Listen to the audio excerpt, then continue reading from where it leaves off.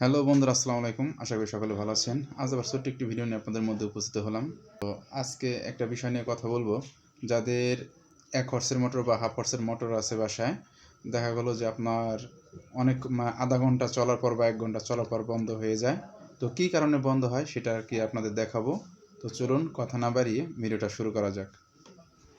তো বন্ধুরা দেখেন, এটা হচ্ছে যে মোটরের যে কানেকশন থাকে যেখানে, এখানে আপনার দুইটা তার, মানে যেটা আর কি কমন করি আমরা, মানে আপনার স্টার্টিং প্লাস রানিং দুইটা একত্রিত করি যে এই তারটা দিয়ে। তো ওই তারের মাথায় আর কি আপনার এই যে এরকম একটা পার্টস লাগানো থাকে দেখেন। এটা হচ্ছে ফিউজ কোয়ালিটির মতন আর কি একটা জিনিস।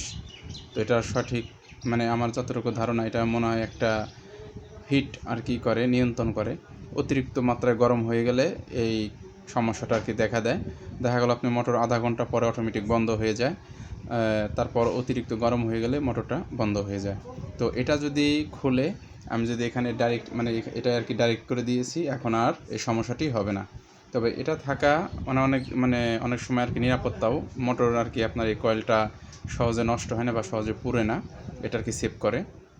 তো বন্ধুরা, কেমন হলো ভিডিওটি অবশ্যই কমেন্ট করে জানাবেন। আর আমার চ্যানেলটি এখনও যারা সাবস্ক্রাইব করে নাই অবশ্যই সাবস্ক্রাইব করবেন এবং পাশে থাকা বেল আইকনটি অবশ্যই প্রেস করে দেবেন যেন আমার ভিডিওগুলো সবার আগে আপনার কাছে পৌঁছে যায়।